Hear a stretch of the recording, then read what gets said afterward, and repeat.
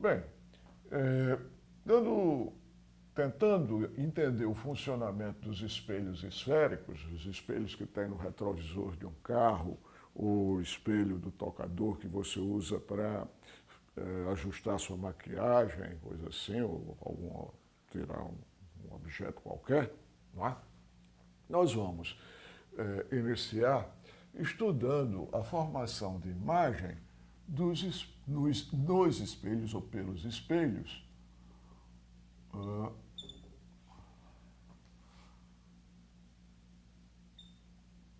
convexos. Espelhos convexos. Para facilitar a construção da imagem, das imagens e dos desenhos, quando a gente estuda espelhos, é conveniente a gente dispor, aqui está um pouquinho apertado, desses equipamentozinhos, né? Vocês que pretendem ser professores, professoras, é bom já juntar um dinheirinho para comprar esse tipo de coisa. Isso aqui é um compasso, um esquadro 45-45, o famoso esquadro 30-60 e um transferidor.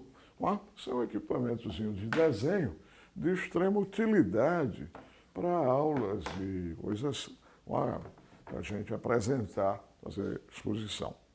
Como nós estamos tratando de estudos de espelhos, portanto, de ótica geométrica, fazer desenho é uma coisa que nós temos que tentar aprender a fazer. Então, para representar um espelho esférico, nós vamos aqui facilitar, fazer um desenho melhor, aqui a representação do nosso espelho esférico. Como vocês viram muito bem, aqui nós temos, de acordo com as nossas, o centro de curvatura do espelho. E aí, no centro, ao ponto de simetria, nós temos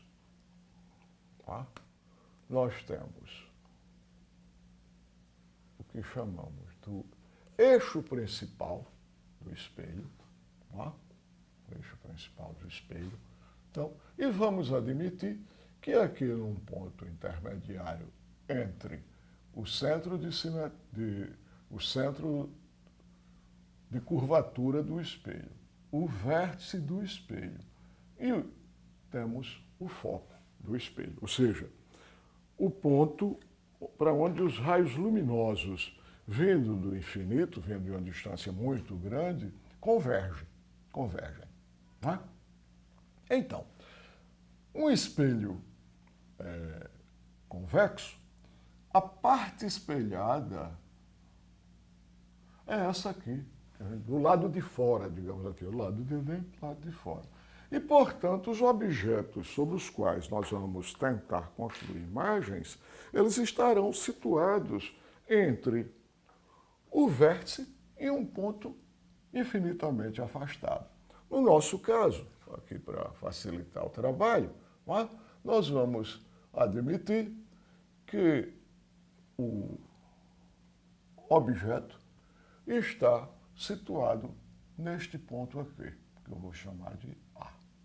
É um objeto que eu vou colocar aqui na vertical.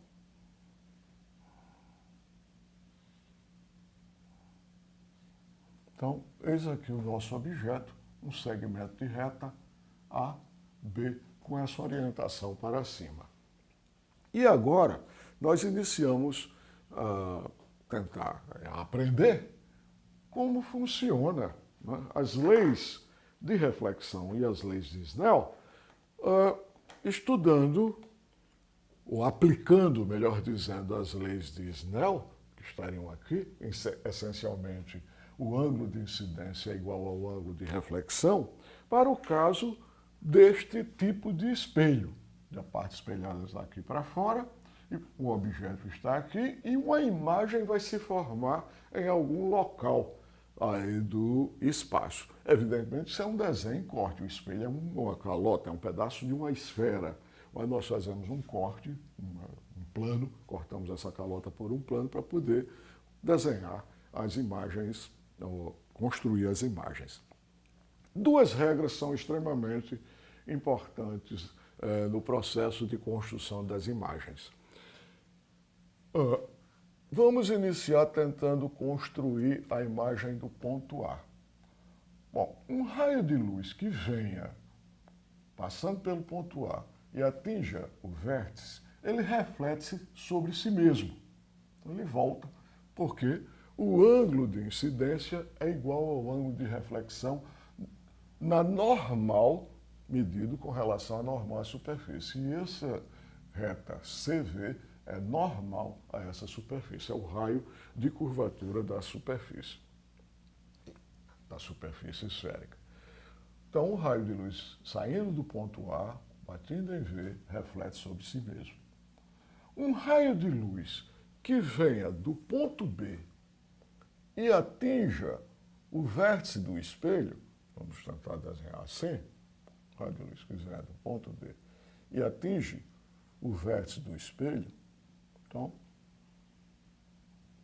aqui está o raio de luz que vem do ponto B e atinge o vértice do espelho. Pela lei de Snell, o ângulo de incidência da normal, este ângulo aqui, é igual ao ângulo de reflexão. Portanto, o raio será refletido mais ou menos assim.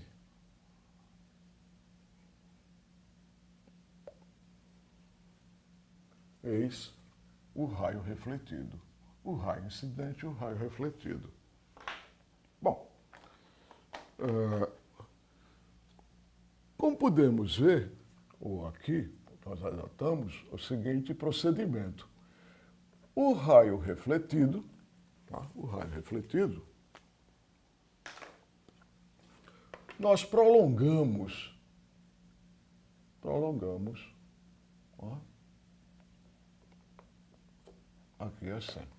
É isso o prolongamento. Ponto continuado, foco, o espelho, ó, e o vértice do espelho. Para construir a imagem de um ponto qualquer, nós temos que ter o ponto de interseção de dois raios luminosos, ou pelo menos dos seus prolongamentos, né, virtuais. E aí vem a segunda informação importante na construção de imagens em um espelho, em qualquer espelho, mas em particular nos espelhos esféricos. É que um raio de luz que venha paralelo ao eixo principal, ou seja, um raio de luz que vem de uma distância muito grande, ele se reflete passando pelo foco. Então, a reflexão dele será assim, na direção do foco. Tá? E o seu prolongamento está aqui representado. Okay? Bom, no ponto de interseção do prolongamento desses dois raios luminosos, vejam que os raios luminosos estão sendo refletidos para cá. Entretanto, nós temos uma linha imaginária que prolonga os raios luminosos refletidos até esse ponto. Este ponto de interseção dos dois raios luminosos é a imagem B' do ponto B. Como esse objeto está na vertical, surge uma imagem aqui na vertical. Eis a imagem de A', A, a imagem A' de A, B, a imagem B' de A. Vejam vocês que esse espelho, ele pega um objeto que está relativamente afastado e de um certo tamanho e transforma numa imagem menor e próximo. Esse é o espelho típico do retrovisor de automóvel. Ele aumenta, tá, o campo de visão. Um objeto que está a uma distância VA, ele se transforma num objeto para você na distância A'V. O objeto que tem uma altura AB se transforma num objeto com altura A'B' aumentando o campo de visão. Por isso que ele é usado em retrovisores de automóveis, nesses ambientes que você tem de lojas, elevadores, entrada de apartamento para ter uma boa visão da rua, ter uma boa visão do conjunto da loja, você constrói espelhos dessa natureza, evidentemente ajustando o centro de curvatura, a posição do foco e a posição do vértice. E mais importante é que há uma relação entre as dimensões, essa distância, essa dimensão desse objeto, essa distância e essa dimensão desse objeto. E a relação é uma relação geométrica muito simples. Nós temos aqui dois triângulos. O triângulo A', B', que eu represento assim, e temos o triângulo ABV. Vejam que características esses dois triângulos têm. Primeiro, os dois têm ângulos de 90 graus, um ângulo de 90 graus. Segundo, estes dois ângulos aqui ó, alfa, esse ângulo aqui é alfa também, o ângulo de incidência é igual ao ângulo de reflexão, lei de Snell, e este ângulo aqui também é alfa, porque este ângulo alterna os internos de duas retas que se cruzam. Então, esses três ângulos são iguais. Mas olhando agora o triângulo A'B', V, que tem o ângulo alfa comum com esse outro, ABV, então esses dois triângulos são semelhantes. E aqui temos um símbolozinho que indica a semelhança ou proporcionalidade. Dois triângulos semelhantes ou proporcionais, os seus lados são proporcionais. O que quer dizer isso? O segmento da imagem, ou A', B', é proporcional ao tamanho do objeto. Assim como a distância A', da imagem ao vértice é proporcional à distância do objeto ao vértice. Então, essa regra de proporcionalidade é que nos permite, por exemplo, medindo o tamanho do objeto, medindo a distância do objeto ao espelho, medindo o tamanho aparente da imagem, a gente saber a posição em que a imagem se forma e, portanto, ter uma ideia do campo de abrangência do espelho. Okay? Então, isto é o processo de construção de imagem num espelho convexo. Próxima forma de espelhos esféricos é o espelho côncavo, que significa pura e simplesmente e aparentemente, exclusivamente, mudar a face espelhada. Entretanto, essa mudança muda muito da geometria e das possibilidades de formação de imagens. Vejam vocês que aqui, toda e qualquer situação, o objeto sempre vai estar em oposição à face espelhada. Não tem sentido você querer a imagem desse objeto colocando ele aqui na parte de trás do espelho.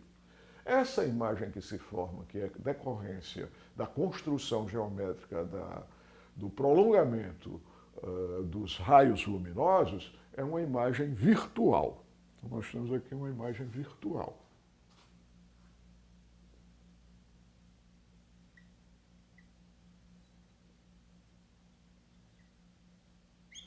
Vamos agora, então, passar para o outro modelo de espelho, né?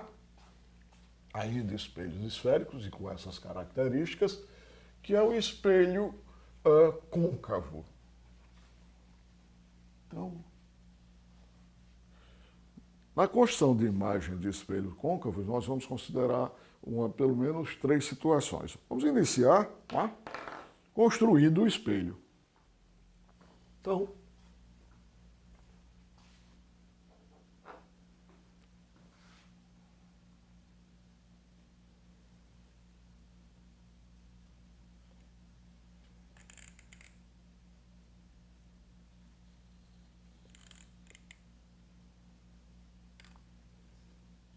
eis o nosso espelho côncavo. Como a gente identifica que isso daqui é um espelho côncavo? Da seguinte maneira.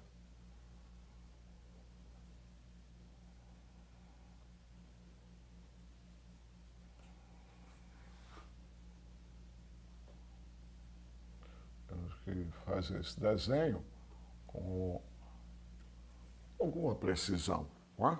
Alguma precisão. Às vezes uma pessoa habilidosa consegue fazer a mão livre, não é? Eu prefiro estar usando esses instrumentos porque eles nos ajudam também para tentar aprender a utilizá-los.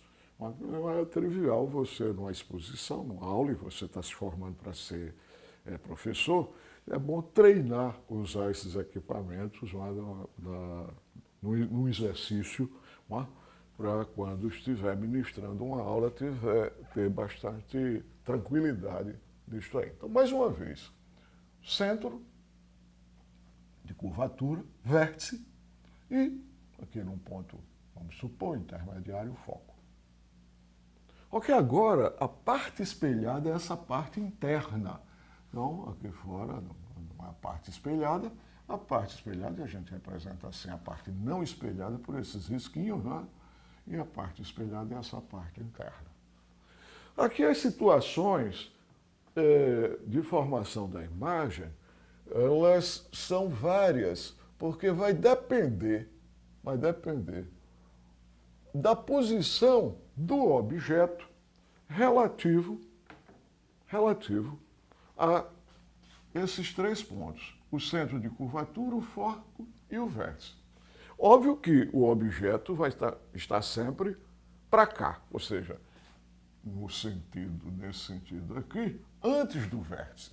Mas pode estar entre o vértice e o foco, entre o foco e o centro de curvatura, ou até antes do centro de curvatura. Vamos começar supondo um objeto entre o vértice e o foco.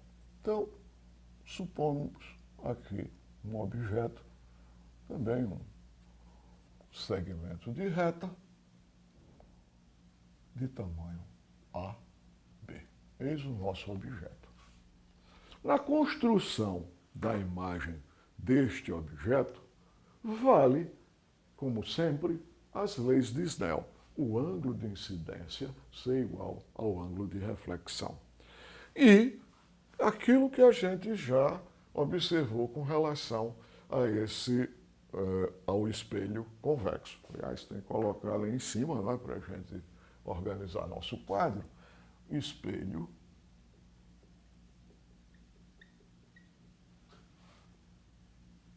côncavos.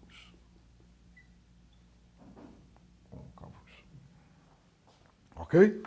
Então vamos tentar construir a imagem deste objeto. Primeiro, um raio de luz que passa pelo vértice, pelo centro de curvatura e pelo vértice, reflete sobre si mesmo. Então ele vai estar, tanto a parte real como a parte virtual, vai estar ao longo da linha CV, ou AV, no caso aí do nosso desenho. Um raio de luz que incida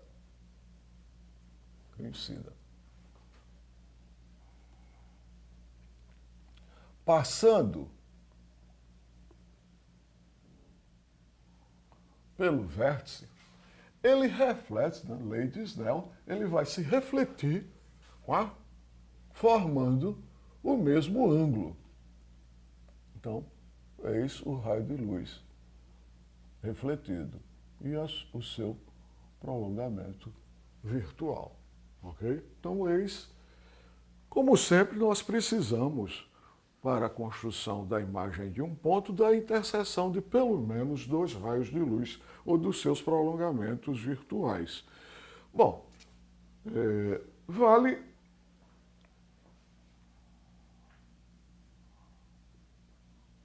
a mesma forma que nós tivemos para o espelho convexo, vale para o espelho côncavo. E o que significa isto? É que um raio de luz que incida sobre o espelho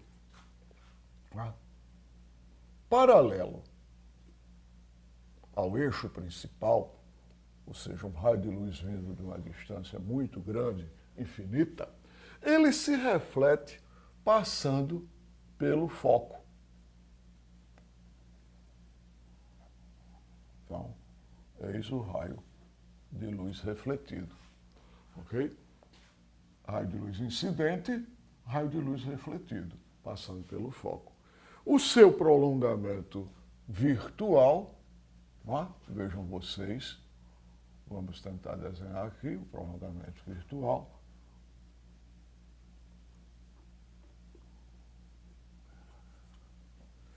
E o prolongamento virtual do raio anteriormente desenhado, que incide no vértice, nos fornece isso aqui.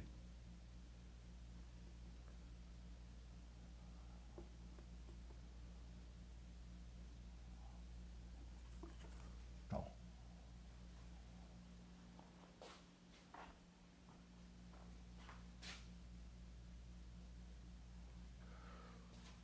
é óbvio que esses dois raios são divergentes, eles jamais vão se encontrar aqui. Entretanto, o seu olhar está aqui. O seu olhar não está aqui, que essa parte de trás do espelho. Para você, a imagem do ponto B se forma neste ponto. Eis a imagem do ponto B, a imagem B'.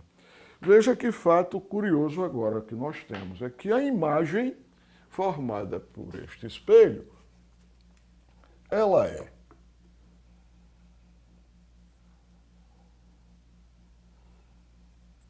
ela ocorre na parte imaginária, não é, dos raios, na parte virtual dos raios. Então ela é uma imagem virtual, e ela é ampliada. Veja que o tamanho do objeto, AB, o tamanho da imagem, a linha B'. Então, quando o objeto está entre o vértice e o foco desse tipo de espelho, nós temos uma imagem ampliada. É o espelho do tocador, não é, que você coloca diante de você e tem a situação, sei lá, da boca ampliada, os olhos, a sobrancelha, os cílios, né, que você vai retocar, ou vai, sei lá, fazer o quê, né, ver se tem alguma marca no rosto para corrigir, colocar aí, um desenho, fazer uma figura, você que vai fazer o que bem entender. Mas, concretamente, esse é o tipo de espelho que você usa no tocador, porque ele amplia a imagem. Mas, para ampliar a imagem, é preciso que o objeto esteja entre o foco e o vértice. Só que o objeto pode estar entre o centro de curvatura e o foco. Vamos ver o que aconteceria nessa segunda situação. Então, segunda situação, vamos passar para o lado de cá, tá certo? Vamos ainda tratando de espelhos côncavos, vamos construir outro espelho aqui para ver como se forma a imagem do espelho côncavo. Então, eis aqui o ponto.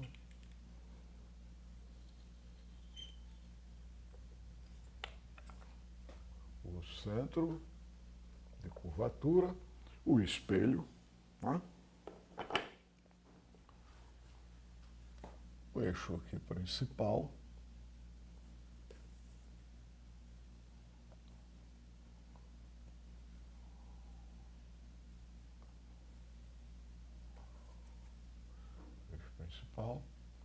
o vértice, centro de curvatura e o foco.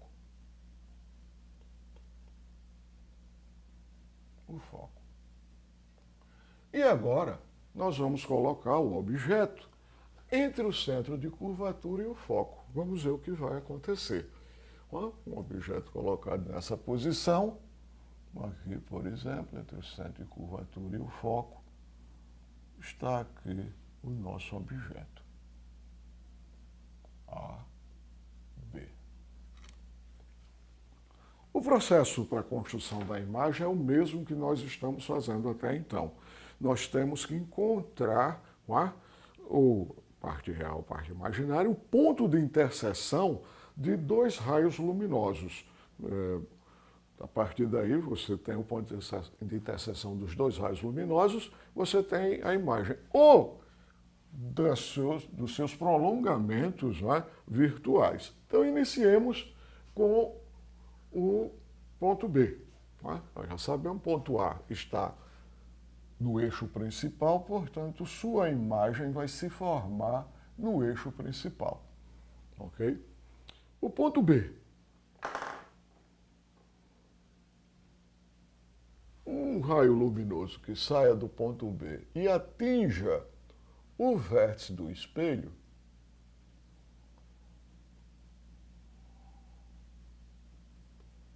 atinge o vértice do espelho, nós já aprendemos, ele se reflete pela lei de Snell, formando um ângulo igual ao ângulo de incidência. Portanto, eis aqui o raio luminoso refletido e o seu prolongamento virtual. Ok? Muito bom. Um raio luminoso que incida paralelo ao eixo principal,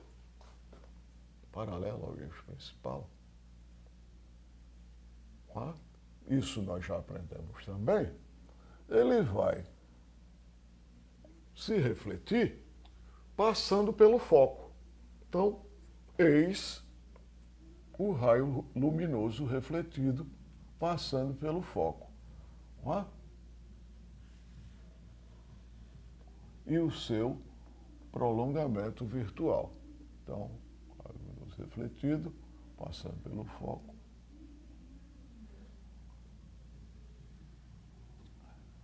E o seu prolongamento virtual. Raio incidente, raio refletido. Raio incidente, raio refletido. Observe agora, nós temos uma situação bem diferente das situações anteriores, onde se formavam imagens virtuais, no lado de trás do espelho. Aqui nós temos o ponto de interseção, é este aqui. Portanto, a imagem do ponto B está aqui.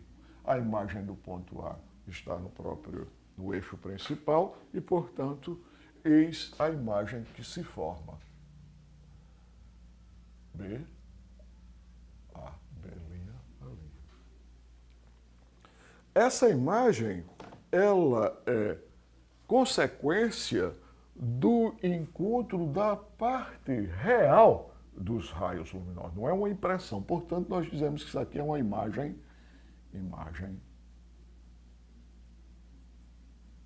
real.